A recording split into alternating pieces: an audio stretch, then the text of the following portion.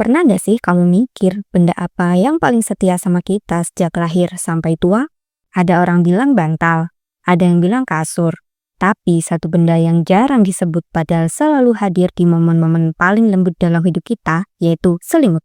Dari kita bayi, remaja yang meringkuk pas kipas atau AC kamar terlalu dingin, sampai orang tua yang butuh kenyamanan ekstra, selimut selalu muncul sebagai pahlawan tanpa tanda jasa.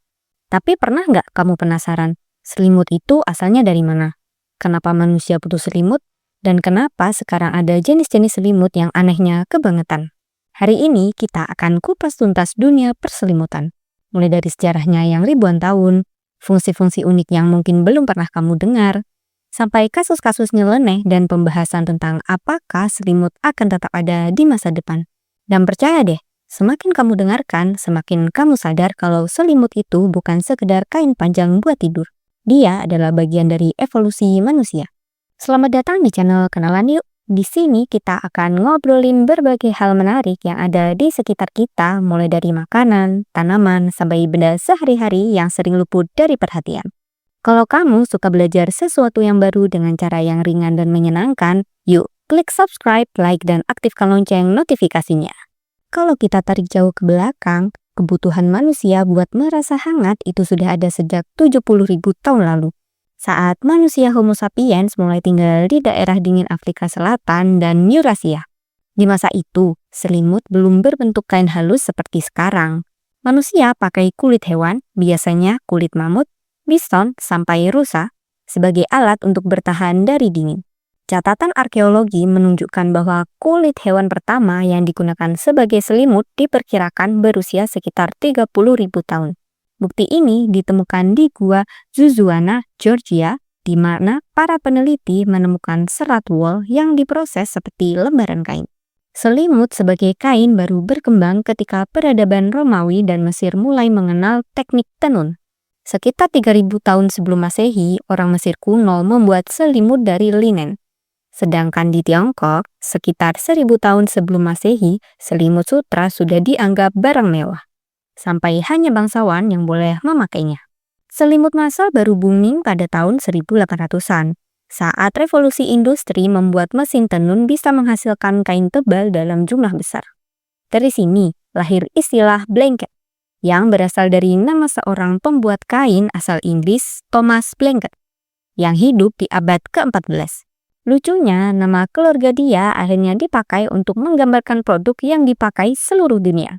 Selimut tidak berhenti hanya sebagai alat untuk hangat. Di era Perang Dunia ke-1 dan ke-2, selimut jadi salah satu komoditas terpenting.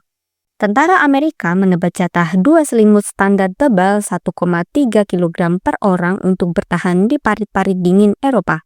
Bahkan ada catatan bahwa banyak tentara yang lebih memilih kehilangan makanan daripada kehilangan selimut. Karena tidur tanpa selimut sama saja dengan hukuman. Masuk ke era 1950-an, dunia mulai mengenal selimut listrik, ditemukan oleh George C. Crowley. Penjualannya langsung meledak dengan angka mencapai 1 juta unit pada tahun 1956. Ini menandai perubahan besar. Selimut bukan lagi cuma alat bertahan dari dingin, tapi juga perangkat teknologi. Kalau kita tanya orang Indonesia, fungsi selimut cuma satu, biar hangat. Tapi sebenarnya dalam ilmu psikologi modern, selimut punya peran lain yang penting banget. Yang pertama adalah fungsi tekanan. Ada alasan kenapa banyak orang lebih nyaman ketika diselimuti agak berat.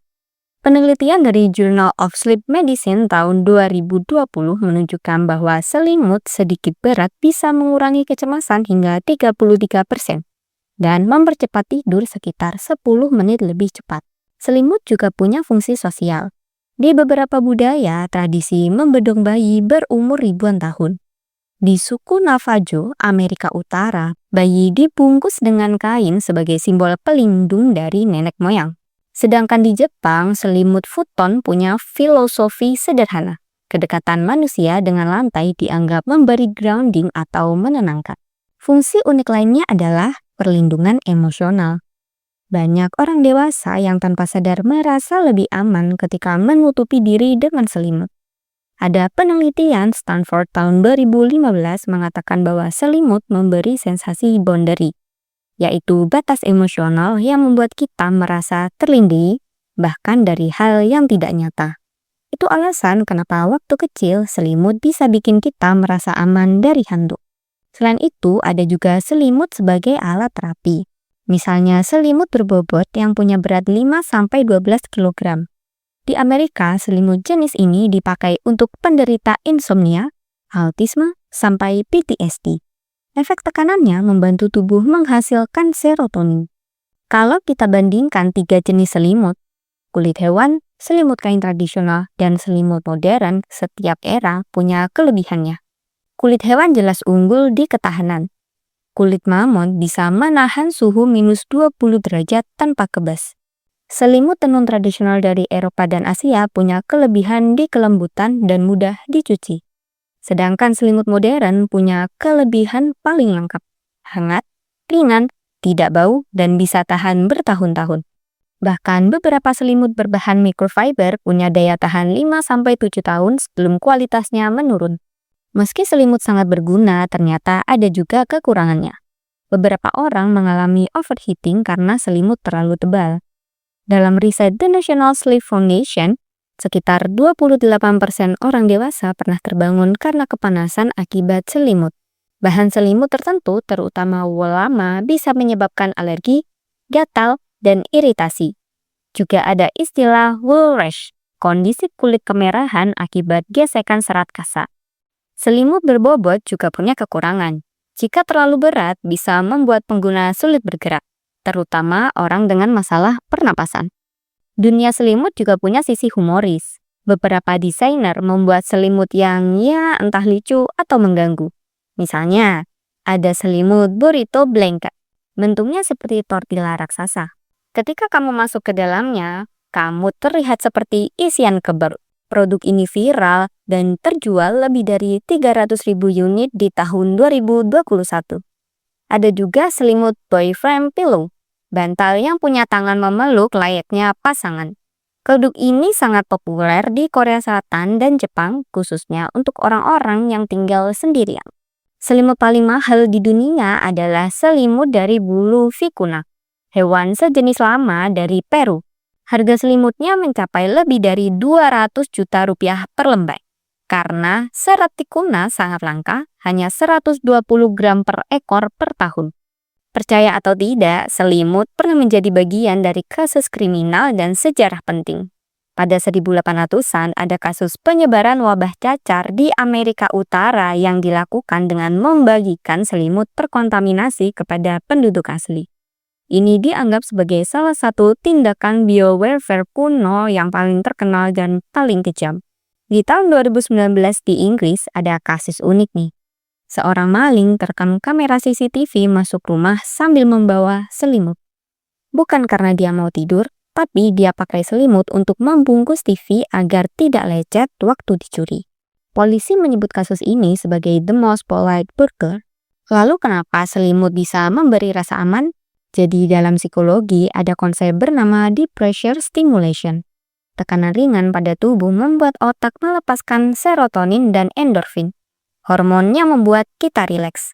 Itulah sebabnya selimut bisa menurunkan detak jantung hingga 5-10% saat tidur. Dan ini menarik, manusia adalah satu-satunya makhluk di bumi yang membuat selimut buatan. Hewan lain biasanya memakai bulu alami atau menumpuk dedaunan. Artinya, selimut adalah salah satu bukti kecerdikan manusia mengatasi kondisi alam.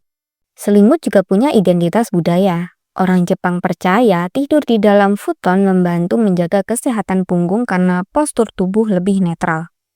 Di Norwegia dan Swedia, selimut dianggap simbol kualitas hidup, sampai-sampai ada istilah hygiene blanket.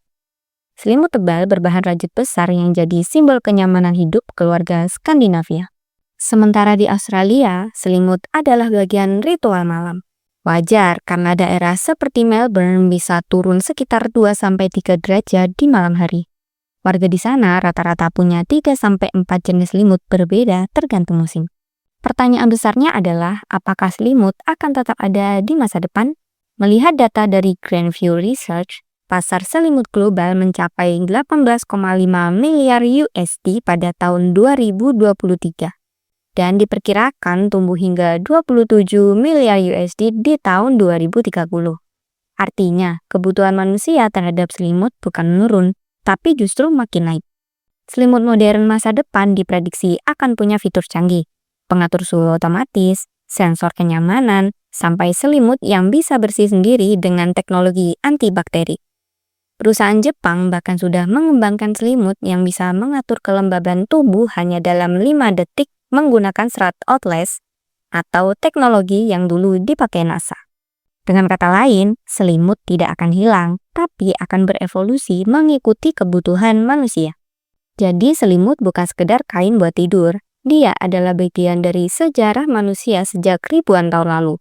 Dari kulit hewan, tenun tradisional, selimut listrik, sampai selimut berbobot teknologi terapi.